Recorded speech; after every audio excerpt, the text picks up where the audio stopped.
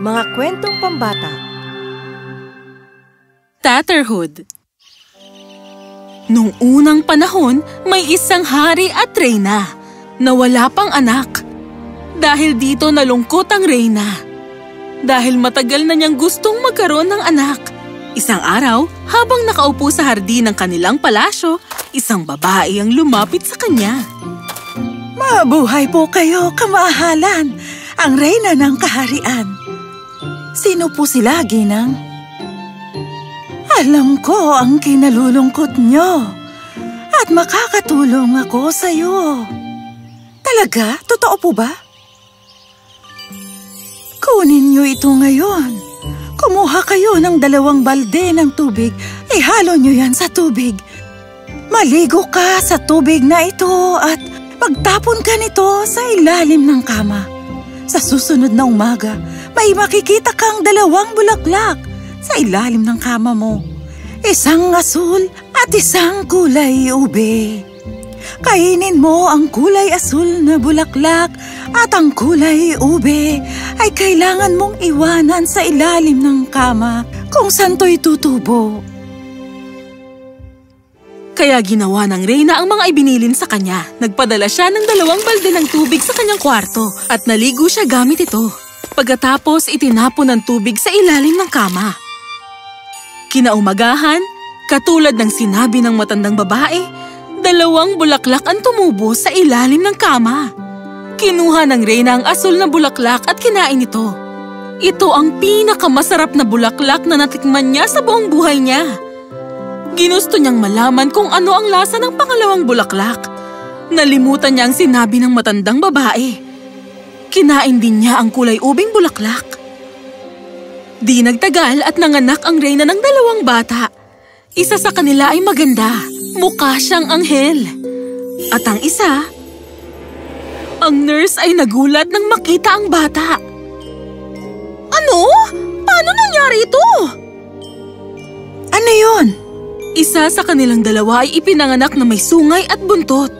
Pinakita ito ng nurse sa kanya. Ang anak ko, malusog ba siya? Malusog siya, pero...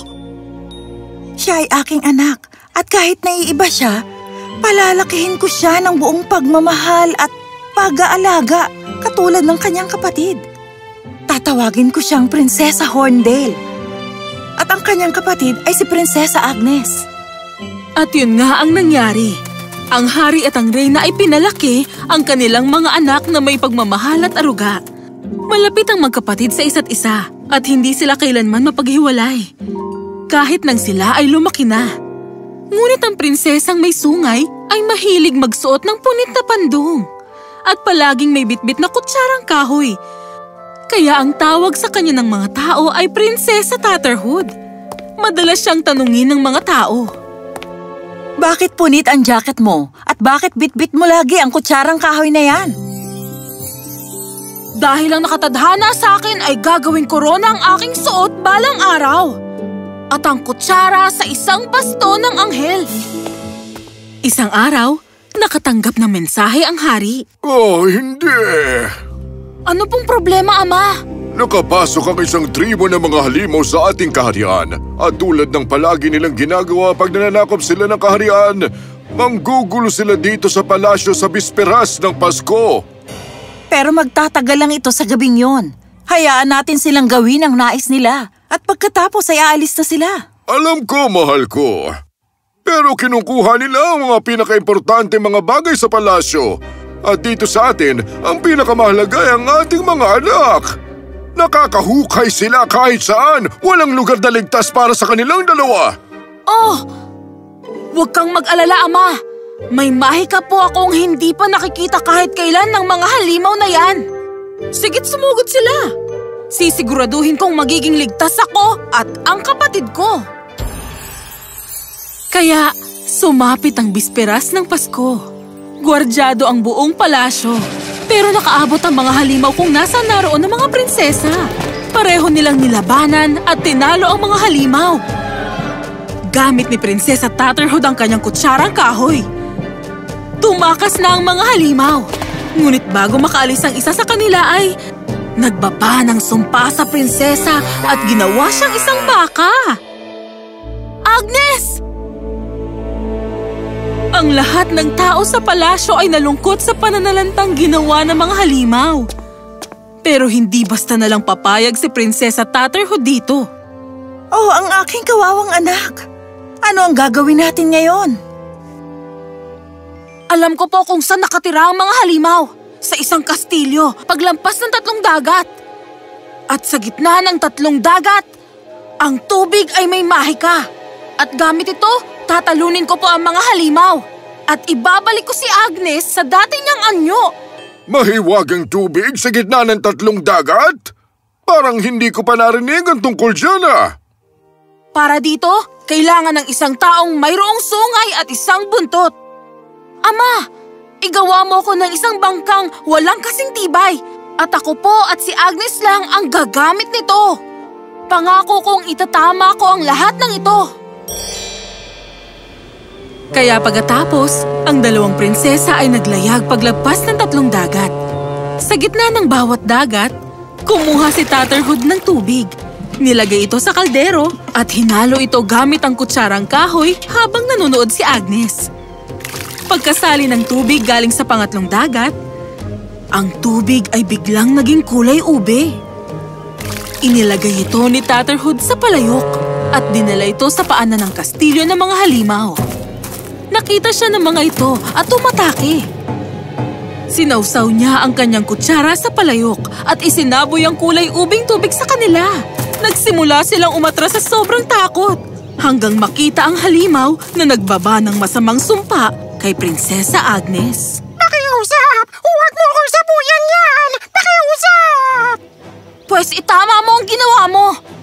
Tanggalin mo ang sumpang ibinaba mo sa kapatid ko. Ngayon din! Dinala ni Tatterhood ang halimaw sa barko at natanggal ang sumpa kay Agnes. Nakabalik na siya sa kanyang tunay na anyo bago ang sumpa. Ngunit bago sila makaalis dito, sinabi ng halimaw, Kung gusto mong manatili sa iyong anyo habang buhay, kailangan matagpuan niyo ang tunay na pag-ibig bago kayo bumalik sa inyong mga magulang. Pag pumasok kayo sa inyong palasyo, nang di pa nakikita ang tunay niyong pag-ibig, magiging isang baka ka ulit! Patawarin niyo ako, pero ganito talaga ang kailangan para mapawi ang sumpa. Oh, ano nang gagawin natin ngayon? Saan hahanapin ang tunay na pag-ibig at paano malalaman kung tunay nga ito? Huwag kang mag-alala, Agnes. Alam ko kung paano lulutasin ang pagsubok na ito at matanggal ang sumpa. Ang tunay na pagsubok ng tunay na pag-ibig ay sakripisyo. Alam na ni Tatterhood kung ano mismo ang kailangan niyang gawin. Hindi natin alam. Siguro ito ay dahil sa kanyang mga sungay na nagturo sa kanya sa isang malayong bansa kung saan may nakatirang isang hari at 2 niyang anak. Nang makita ng hukbo ng hari ang isang magandang barko na walang kasing tibay na dumaong sa kanyang lupain, pumunta sila sa hari at sinabihan ito. Kamahalan! Ang laki ng barko! Ngunit walang hukbong nakasakay dito! Ang kita lang namin ay isang babae na may mga sungay at buntot! Ano? Paano ito naging posible? Ama, hayaan mong pumunta ako roon. Huwag kapatid, maaaring ang babaeng yon ay isinumpa o di kay isa siyang mangkukulam. Di ko hahayaang masaktan ang aking nakababatang kapatid. Ama, ako ang tutungo doon. Para namang papupuntahin kita doon na mag-isa. Pupunta tayo pareho at aalamin kung sino sila. Kaya nagpunta ang magkapatid patungo sa barko. Nang makarating sila dito at magtanong, ikinuwento ng mga prinsesa ang tungkol sa mga halimaw at na kailangan nilang magpakalayo sandali bago sila tuluyang umuwi sa kanila. Pero hindi nila nasabi ang tungkol sa paghanap nila ng tunay na pag-ibig dahil hindi ito ang paraan upang makita nila ito. Bilang sila'y mga prinsesa at may tuturing na panauhing pandangal sa mga susunod na mga buwan, dinala sila ng mga prinsipe sa iba't ibang lugar. Nagkwentuhan at nagpiknik silang 4. At di nagtagal, nahulog ang loob ni Agnes at ng nakatatandang prinsipe sa isa't isa. Sa araw na nakatakdang umalis na ang mga prinsesa mula rito, hindi na matiis ng nakatatandang prinsipe ang kanyang damdamin at sinabi niya kay Agnes, Paalam! Huwag kang umalis. Pakiusap, manatili ka dito. Hindi kami pwedeng manatili dito. Hindi kami taga rito sa kaharian nyo. At hindi ako makapapahayag na mawala ka nang hindi mo nararamdaman ang puso ko. Parusahan mo na ako sa kahit anong gusto mong paraan kung hindi mo magugustuhan ang sasabihin ko sa'yo. Ngunit kailangan ko maging tapat at sabihin sa'yo ang totoo at nang may respeto. Ano ba ito, prinsipe? Nahulog na ng husto ang loob ko sa'yo, prinsesa, at gusto kitang pakasalan. Payag ka bang magpakasal sa akin at maging asawa? Pakakasalan ka ng kapatid ko sa isang kondisyon at yun ay kung pakakasalan din ako ng iyong nakababatang kapatid. Payag ako. Wag, kapatid! Hindi tamang magpakasal ka sa taong hindi mo mahal para lang sa akin. Kuya, napakahirap hanapin ang tunay na pag-ibig at nakita mo na ang para sa iyo. Maaaring maging masaya ako sa kapatid ng asawa mo. Pero kung palalampasin mo ang pagkakataong ito, hindi ka na magiging masaya pa. Nakikita mo ba? Tulad mo, minamahal ka na rin niya. Ginawa ng nakatatandang prinsipe ang lahat ng makakaya niya para kumbinsihin ang batang kapatid na huwag nang ituloy ang pagpapakasal kay Tatterhood. Pero hindi nakinig ang batang prinsipe. Si Prinsesa Agnes naman ay hindi makatutol sa sinabi ng kanyang mahal na kapatid. Kaya pagkatapos na ilang pagtatalo at ilang pag-uusap, napagkasunduan na ang panganay na prinsipe ay ikakasal kay Prinsesa Agnes at ang bunso naman ay ikakasal kay Prinsesa Tatterhood. Dumating ang araw ng kasal.